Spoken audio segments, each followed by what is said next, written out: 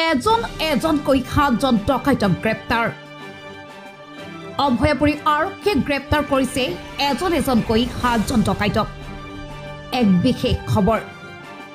26 নৱেম্বৰৰ নিশা সংগঠিত এক লোমহৰ্ষক ডকাইতি কাণ্ডৰ সংক্ৰান্তত গ্ৰেপ্তাৰ কৰিছে এইসকলক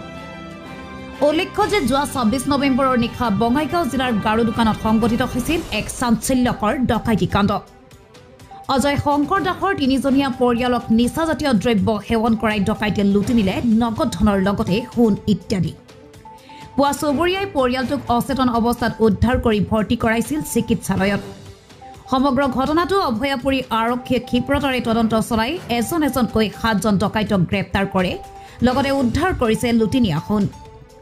মন কৰিবলগীয়া যে সম্বন্ধীয় ভাতৃ চন্দন দাসৰ পৰিকল্পনাত সমগ্ৰ ডকাইতি কাণ্ডটো সংঘটিত হৈছিল বুলি আৰক্ষীয়ে সংবাদ মাধ্যমক জানিবলৈ দিছে আৰক্ষীৰ সফল তদন্তত 7জন ডকাইতক গ্ৰেপ্তাৰ কৰে যদিও এতিয়াও পলাতক হৈ আছে 3জন ডকাইত অভয়াপুৰীৰ পৰা আনিছ আলীৰ ৰিপৰ্ট নিউজ টাইম 3 হয় যোৱা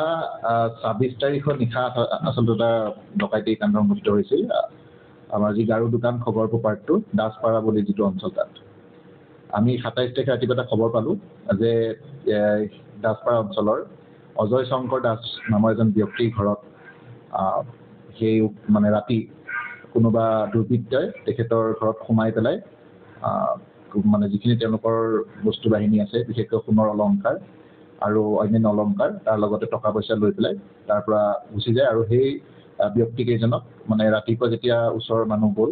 তেওঁলোকে মানে সংজ্ঞাহীন অৱস্থাত পালে আৰু ৰাতিপুৱা মানুহখিনিয়ে তেওঁলোকক যেতিয়া গৈ পেলাই দেখা পালে যে তেওঁলোক গোটেইকেইজন সংজ্ঞাহীন অৱস্থাত বিচনাত পৰি আছে আৰু তাৰ পৰা তেওঁলোকৰ ভমিটিং কিছুমান ছাবষ্টেঞ্চ এটা দেখা পালে মানে তেওঁলোকে বমি কৰিছে বেছিকেলি তো ইয়াৰ পিছত আমাক আৰক্ষীক খবৰ দিয়ে আৰু তেওঁলোকক হস্পিটেলাইজ কৰা হয় আৰু লোৱাৰ আছাম হস্পিটেলত তেওঁলোক ভৰ্তি হয় ইয়াৰ পিছত আমি আমাৰ পিঅ'টো ভিজিট কৰোঁ আৰু আমাৰ যিখিনি প্ৰাৰম্ভিক তদন্ত কাম আমি আৰম্ভ কৰোঁ প্ৰাৰম্ভিক তদন্তকালত আমি যিখিনি গম পালোঁ বা আমি বুজি পালোঁ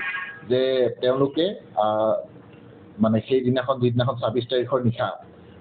আহাৰ গ্ৰহণ কৰাৰ পাছতেই এনেকুৱা ধৰণৰ তেওঁলোকৰ মানে সংজ্ঞাহীন অৱস্থাত তেওঁলোক হৈছিল আহাৰ গ্ৰহণ কৰাৰ খুব কিছু সময়ৰ ভিতৰতে তেওঁলোক সংজ্ঞাহীন হৈ পৰে আৰু তাৰপিছত তেওঁলোকে একো গম নাপায় ৰাতিপুৱা তেওঁলোকে ভমিটিং কৰে আৰু তেওঁলোকৰ পিছতে তেওঁলোকৰ যেতিয়া তেওঁলোকৰ জ্ঞান ঘূৰি আহিলে গম পায় যে তেওঁলোকৰ ঘৰত কোনোবা দুৰ্বৃত্ত সোমাই ঘৰৰ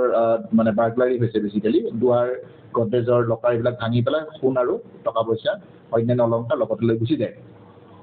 তো এই কেছটোত আমি আমাৰ ইনভেষ্টিগেশ্যন ষ্টাৰ্ট কৰিলোঁ আৰু আমি দেখা পালোঁ যে চেম মডাছ অপাৰেণ্ডিত আগতে এনেকুৱা ঘটনা হৈছে 2023 চনতো যোগীঘোপাৰ অঞ্চলত এনেকুৱা এটা ঘটনা হৈছিলে বুলি আমি গম পালোঁ তো আমি সেই ঘটনাটোৰ সম্পৰ্কত যিবিলাক দোষী সেই সময়ত জড়িত আছিল তেওঁলোকৰো আমি লিষ্ট আউট আমি উলিয়াই ল'লোঁ আৰু এই ঘটনাটোৰ লগত কিবা লিংক আছে নেকি আমি সেইটো বস্তু চাব বিচাৰিলোঁ তো চাওঁতে আমি গম পালোঁ ইনভেষ্টিগেশ্যনৰ যিটো আৰম্ভ কৰাৰ পিছত যে সেই ঘটনাৰ লগত জড়িত কিছু এটা গেঙৰ মেম্বাৰী মানে এই ঘটনাটোৰ লগতো জড়িত তো আৰু এই দুইটা ঘটনাৰ মাজত মানে ইণ্টাৰেষ্টিং এটা লিংক পালোঁ আমি যে সাধাৰণতে কি হয় যেনেকৈ আমি যোগীঘোপা ঘটনাটো পাইছিলোঁ যে কোনো এজন মানে ব্যক্তিয়ে তেওঁলোকৰ ৰাতি মানে খানা গ্ৰহণ কৰাৰ সময়ত বস্তুত কিবা এটা মিক্স কৰি দিয়ে তো ঠিক তেনে এই ঘটনাটো সংঘটিত চেম মানে মডাছ অপাৰেণ্ডি আমি পালোঁ তেতিয়া আমাৰ ছাছপেক্ট হ'ল যে যিহেতু তেওঁলোকে নৈশ আহাৰ গ্ৰহণ কৰাৰ পাছতেই তেওঁলোক দুৰ্বল হৈ গৈছে গতিকে হয়তো কোনোবা ব্যক্তি এইটো বস্তু কোনো ধৰণৰ বস্তুত মিক্স কৰি পেলাই তেওঁলোকক মানে সংজ্ঞাহীন কৰিব পাৰে আৰু তাৰ সুযোগ লৈ পেলাই হয়তো সেই গেংটোৱে এই ধৰণৰ ডকাইতিটো কৰিছে আমি এনেকৈ ইনভেষ্টিগেশ্যন ষ্টাৰ্ট কৰি গম পালোঁ যে তেওঁলোকৰ নিজৰ ঘৰৰে এজন ব্যক্তি ভাতৃ সম্পৰ্কীয় ভাতৃ তেখেতৰ নাম চন্দন দাস তেখেতে এইটো ঘটনাৰ লগত জড়িত আছিলে তেওঁ